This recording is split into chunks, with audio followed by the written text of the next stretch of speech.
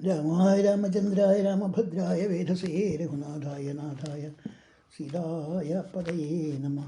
എത്രയെത്ര രഘുനാഥകീർത്തനം തത്ര തത്ര കൃതമസ്തകഞ്ജലിം ബാഷ്പവാരി പരിപൂർണലോചനം മാരുതിം നമതരാക്ഷസന്തകം.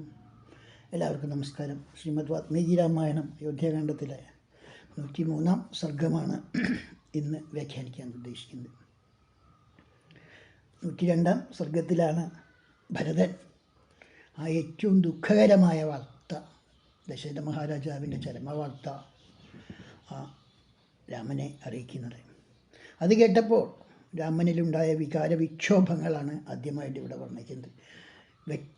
ഒരു ഇടിമിന്നലേറ്റ് മരം വീണ പോലെ, ആന ചിരിഞ്ഞ പോലെ എന്നൊക്കെ ഉള്ള മനോഹരമായ ഉപമകളാണ്. അത്രയും ദുഃഖിതനായിട്ട് ആ രാമൻ ബോധഹീനനായി താഴെ വീണു എന്ന് പറയാണ്. എങ്ങനെയാണ് അദ്ദേഹത്തിനെ ബാക്കിയുള്ളവർ ഉണർത്തിയത് എന്ന് കൂടി പറയാണ്.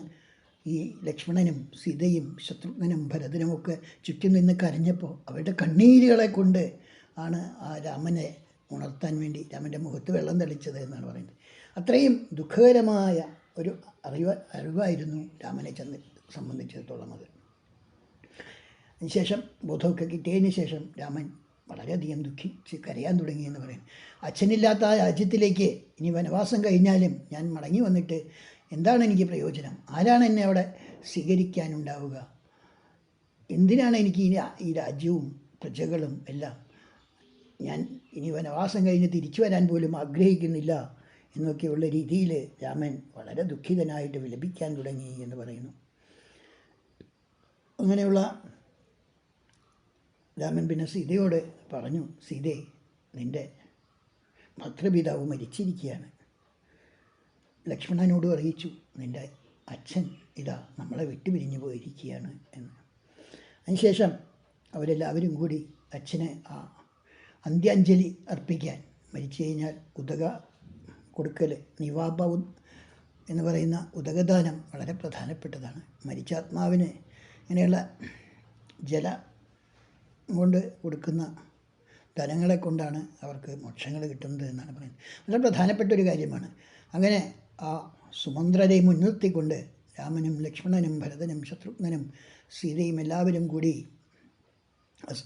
നദിയിലേക്ക് പോയി എന്നും നദിയിൽ ചെന്ന് രാമൻ വിധിയാംവണ്ണം അവിടെ ഉള്ള നിവാപദാനങ്ങളെല്ലാം ചെയ്തു. അതിനുശേഷം ഓടക്കുരുവും ലന്തക്കായയും ഒക്കെയുള്ള കൊണ്ട് ഉണ്ടാക്കിയ പിണ്ടം അവിടെ സമർപ്പിച്ചു എന്നും പറയുകയാണ്. നമ്മളെന്താണോ ഭക്ഷിക്കുന്നത് അത് തന്നെയാണ് നമ്മുടെ പരേതാത്മാക്കൾക്ക് പിണ്ടമായിട്ട് നൽകേണ്ടത് എന്നാണ് പറയുന്നത്. അതുകൊണ്ട് തന്നെ ആ ഒരു താപസ രീതിയിൽ രാമൻ അന്ന് എന്താണ് ഭക്ഷിച്ചിരുന്നത്, അത്തരത്തിലുള്ള ആ ഒരു ഭക്ഷണം തന്നെയാണ് അദ്ദേഹം തൻ്റെ പിതാവിന് പിണ്ടമായിട്ട് നൽകിയത് എന്ന് പറയുന്നു. അങ്ങനെ ആ പിണ്ടസമർപ്പണമൊക്കെ കഴിഞ്ഞ് അവിടെ നിന്ന് ആ പുഴക്കരയിൽ നിന്ന് അതേ വഴിക്ക് തന്നെ അവർ മടങ്ങി തങ്ങളുടെ ആ മനോഹരമായ ഭവനത്തിലെത്തിച്ചേർന്നു എന്ന് പറയുകയാണ്. ഇങ്ങനെ രാമലക്ഷ്മണന്മാരും ഭരതനും ശത്രുഘ്നനും ഒക്കെ ഇത് കഴിഞ്ഞു വന്ന ആ നേരത്താണ് അവിടെ ചുറ്റുമുണ്ടായിരുന്ന സൈനികർ ഇത് മനസ്സിലാക്കിയത്, രാമൻ വിവരങ്ങളെല്ലാം അറിഞ്ഞു എന്ന്. അപ്പോൾ രാമനെ കാണാൻ വേണ്ടി അവരെല്ലാവരും തേരിലും കുതിരയിലും ആനയിലും ഒക്കെ കയറി ഒരു വളരെ വേഗത്തിലേക്ക് ആ രാമൻ്റെ സമീപത്തിലേക്ക് വന്ന് ചേരുകയും ചെയ്തു എന്ന് പറയാണ്. ഒപ്പം തന്നെ അവിടെയുള്ള വനത്തിലെ പക്ഷി മൃഗാദികളും രാമനെ കാണാൻ വേണ്ടി രാമൻ്റെ അടുത്തേക്ക് വന്നുവെന്നും ആ സമയത്ത് പക്ഷികളൊക്കെ പേടിച്ച് കരയാൻ തുടങ്ങിയെന്നും ഒക്കെയുള്ള വർണ്ണനകളോടുകൂടിയാണ് ഈ സർഗം ഇവിടെ സമർപ്പിക്കുന്നത്. എല്ലാവർക്കും നമസ്കാരം.